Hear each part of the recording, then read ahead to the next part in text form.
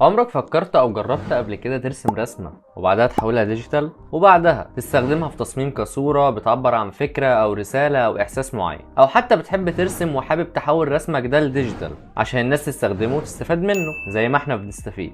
فنستنتج من ده ان مجال حلقة النهاردة هو ميكس بين الجرافيك ديزاين والارت اند إليستريشن.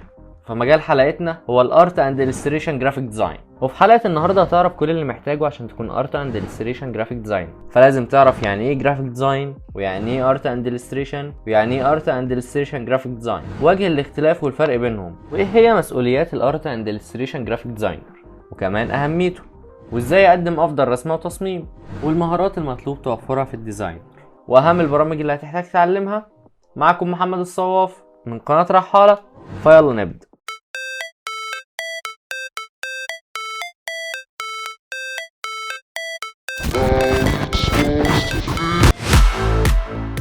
فنبدأ بالجرافيك ديزاين، هو عملية إنشاء تصميم بصري وبيهدف لتوصيل رسالة محددة وإيصال المعلومات بطريقة بصرية وجذابة وفعالة، وده بيحصل من استخدام مبادئ التصميم والعناصر البصرية زي الخطوط، الألوان، الأشكال، المساحة، التيبوجرافي والتكتشر. وتقدر تتعرف على المجال بشكل أكتر ووضوح وتفاصيل أكتر في الحلقة الخاصة بيه، وهتلاقيها في الآي اللي فوق.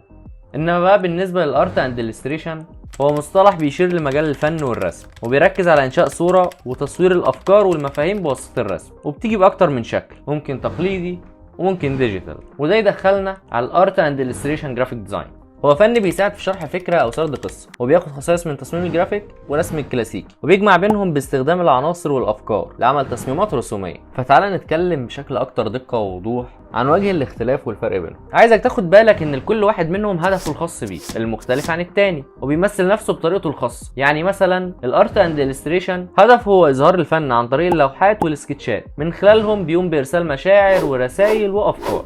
بينما الجرافيك ديزاين فهدفه تجاري، وبينفذه عن طريق حملات الدعايه والاعلانات، وبرضه من خلالهم بيقوم بارسال مشاعر ورسائل وافكار. واخيرا الارت اند إليستريشن جرافيك ديزاين هو مجال بيجمع بين مهارات الرسم والفن ومهارات الجرافيك ديزاين، وده بينتج عنه قوه جباره في تصوير الافكار والمشاعر والرسائل وكمان توصيلهم. بس تركيز المصمم في المجال ده بيبقى اكتر في الرسم. فاختصار الكلام الكتير ده تاني، الارت اند إليستريشن فهو بيمثل الفن، بينما الجرافيك ديزاين فبيمثل التسويق والتجاره. انما الارت اند إليستريشن جرافيك ديزاين بيمثل الفن في التسويق والتجاره. وده يدخلنا على نقطه مهمه، وهي ايه وجه الشبه بينهم؟ كلهم مشتركين في التواصل البصري، وبرضه مشتركين في مسؤوليه ارسال بعض الحاجات زي الافكار والمشاعر والرسائل، وده بيحصل من خلال عمله. بس الارت اند إليستريشن متميز في النقطه دي اكتر، فمجال الجرافيك قرر يستغل ده لصالحه، ينتج عن ده مجال جديد اسمه ارت اند إليستريشن جرافيك ديزاين، وهو ده موضوع حلقه النهارده. وخلينا نبدا بطبيعه عمله ومسؤولياته. هما بيركزوا قوي على عمل تمثيل مرئي لفكره او نص مرتبط، وكمان تبسيط وابراز الرسائل والمفاهيم بصوره بصريه. وزي ما قلنا قبل كده بيقوم بالكثير من الرسم، وده على عكس مصمم الجرافيك العادي. التواصل مع العملاء لفهم احتياجاتهم، وان يكون قادر على تبادل الافكار واعاده صياغتها. العصف الذهني مع فريق التسويق والتصميم عشان يوصلوا لافضل تمثيل للافكار بصوره بصريه. فبالتالي بنستخدم الارت اند إليستريشن جرافيك ديزاين في حاجات زي الادفرتايزنج، بابليكيشن، باكجينج، براندنج، واليو اي. فمن الواضح قد ايه هو مهم، وده يدخلنا على اهميته. معروف ان الصوره تساوي 1000 كلمه، وعشان كده اهميه الارت اند إليستريشن جرافيك ديزاين تتمثل في حاجات زي تبسيط المعلومات. فمن خلال الرسم تقدر تبسط وتعرض اي معلومه معقده او رساله او قصه عايز توصلها. توصيل الافكار بسهوله، وتعتبر من اهم الادوات في توصيل الافكار. خلق نوع من التوازن بحيث بتقرا الناس العناوين بس، فلو كان بامكانك تصميم رسم توضيحي يساعد في تصوير الفكره الكبيره، فده هيساعد في جذب الانتباه اكتر. نقل مشاعر المحتوى، تقدر تساعد في تحديد شخصيه التصميم ونقل الحاله المزاجيه او المشاعر الموجوده في النص او العلامه التجاريه ككل. تخلق نوع من الترفيه والتسليه. تقدر الرسوم التوضيحيه على تحفيز عقلك لو قابلك كتير من المعلومات، فبالتالي القراءه بتصبح ممتعه. تساعد للوصول للجمهور المناسب. على سبيل المثال الجمهور المستهدف الواضح اللي من المرجح ان يستجيب بشكل كويس لرسم الكرتون هم الاطفال.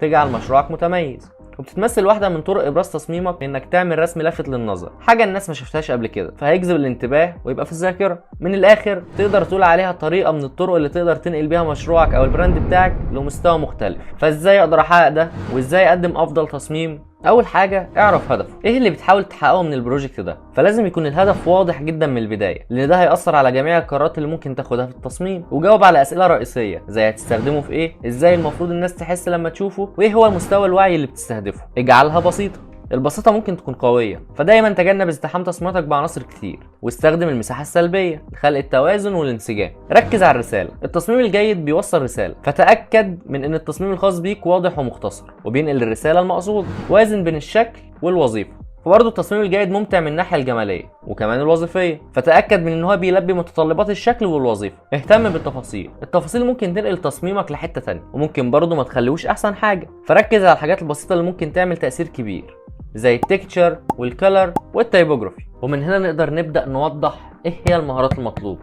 فانت كمصمم لازم تكون قوي في الكلر لاyout اند تايبوجرافي، ودي مهارات اساسيه اي ديزاينر او ارتست لازم يبقى عنده علم بيها، وضحناها كتير في الحلقات اللي فاتت. متمكن في تطبيقات نظريات التصميم زي البالانس، كونتراست، وايت سبيس والى اخره، على درايه بالهويه البصريه وبتقدر تطبقها في تصميماتك. قوي في مهارات الرسم، صفتك تعتبر رسام، من الضروري ان تتمتع بمهارات ممتازه في الرسم والتلوين، بتفكر بكرياتيفيتي. كرسام ومصمم لازم تستفيد من كونك كرياتيف وتاسس وجهه نظر فريده، التعبير عن الافكار بوضوح. بتساعدك المعرفه دي في نقل الفكره بشكل فعال للجمهور والحصول على النتيجه اللي انت عايزها. مهارات تواصل وحل المشكلات، وده ضروري، ومش بس تتكلم مع العملاء وزمايلك في الشغل، لا انت تحب مناقشه تصميماتك بطريقه يفهمها عامه الناس، وايجاد حل للمشاكل اللي ممكن تواجهك. وكالمعتاد اي شغل لازم يبقى فيه ادوات وبرامج بتساعدنا في تنفيذ الشغل ده، وده يوصلنا بقى لاهم البرامج اللي هتحتاج تتعلمها. في برامج زي ادوبي الستريتور وادي فوتوشوب، دول اساس لازم تبدا بيهم، وفي برامج تانية هتكون اضافه كبيره ليك لو اتعلمتها زي افتر افكت واي اب تقدر ترسم عليه.